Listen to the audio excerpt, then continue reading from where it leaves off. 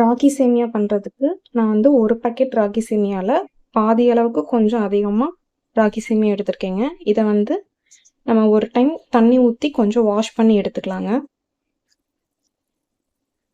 இது மூழ்கிற அளவு கொஞ்சம் தண்ணி ஊற்றி ஒரு டைம் வாஷ் பண்ணி நம்ம எடுத்துக்கலாங்க.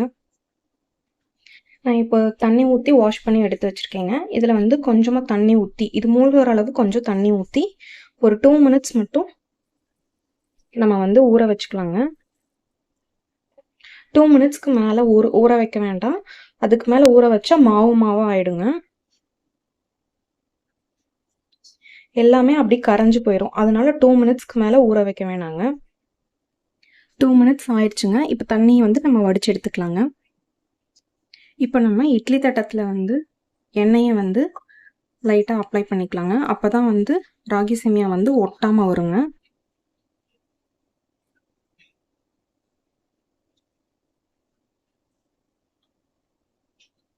இப்போ ஊற வச்ச ராகி சேமியாவை வந்து இதில் கொஞ்சம் கொஞ்சமாக வச்சுக்கலாங்க.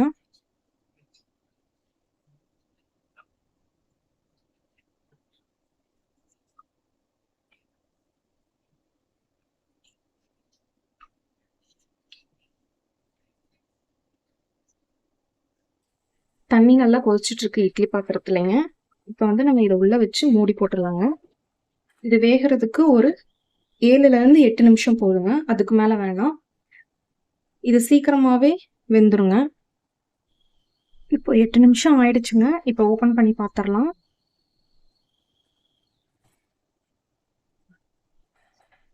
இப்போ வந்து கலர் வந்து நல்ல ப்ரௌன் கலராக இருக்குது. இந்த கலர் வந்திருக்கணும்.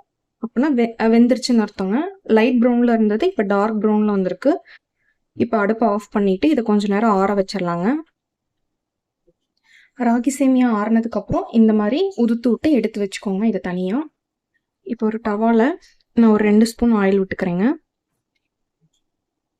எண்ணெய் காஞ்சதும் ஒரு 1/2 டீஸ்பூன் கடுகுங்க. கடுகு வெடிச்சதும் ஒரு 1/2 ஸ்பூன் உளுந்து பருப்பு, ஒரு 1/2 ஸ்பூன் கடலைப்பருப்புங்க. கொஞ்சமாக நடக்கடலை எடுத்துருக்கேன், அதையும் ஆட் பண்ணிக்கலாம். இது ஆப்ஷனல் தான், வேணும்னா சேர்த்திக்கோங்க. இதை கொஞ்சம் எண்ணெயில் கொஞ்சம் லைட்டாக கலர் சேஞ்ச் ஆகிற வரைக்கும் வறுத்து எடுத்துக்கலாங்க.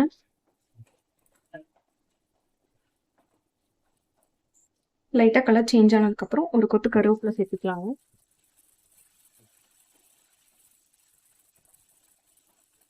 ஒரு 3 பச்சை மிளகாய் எடுத்துருக்கேன், இதை சேர்த்துக்கலாங்க.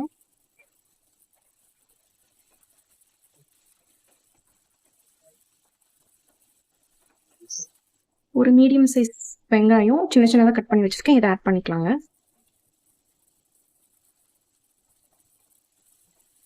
வெங்காயம் கொஞ்சம் கண்ணாடி பதம் வர வரைக்கும் நம்ம கொஞ்சம் வணக்கிக்கலாங்க.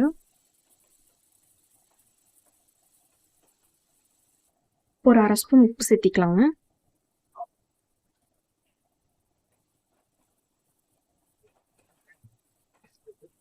வெங்காயம் நல்லா கண்ணாடி பதம் வந்ததுக்கப்புறம் நம்ம ஒரு 2 ஸ்பூன் வந்து துருவின தேங்காய் ஆட் பண்ணிக்கலாங்க. இது வந்து சேமியாவுக்கு கொஞ்சம் டேஸ்ட் கொடுக்குங்க. தேங்காய் ஆட் பண்ணதுக்கப்புறம் ரொம்ப நேரம் வணக்க வேணாங்க. கொஞ்ச நேரம் வணக்கிட்டு அப்புறம் நம்ம வேக வச்சிருந்த ராகி சேமியாவை இதில் ஆட் பண்ணிக்கலாங்க. இப்போ தேங்காய் வந்து லைட்டாக வணங்கி இருக்குங்க. இந்த ஸ்டேஜில் நம்ம ராகி சேமியா இதில் ஆட் பண்ணிக்கலாம்.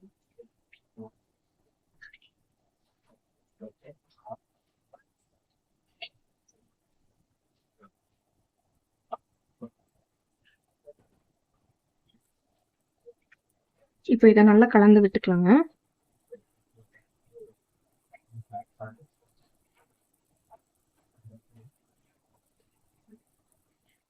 இப்போ பாருங்க சேமியா எவ்வளோ உதிரி உதிரியா இருக்குதுங்க.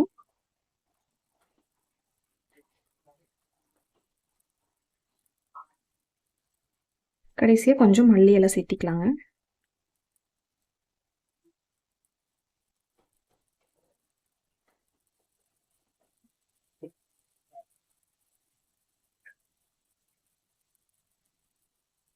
இது ஆறுனதுக்கப்புறம் நம்ம சர்வ் பண்ணிக்கலாங்க. இப்போ ஹெல்தியான சூப்பரான ராகி சேமியா ரெடி ஆயிடுச்சு. நீங்களும் இதை ட்ரை பண்ணி பார்த்துட்டு எப்படி இருக்குன்னு கமெண்ட் பண்ணுங்கள். மறக்காமல் சேனல் சப்ஸ்கிரைப் பண்ணிடுங்க. தேங்க்யூ.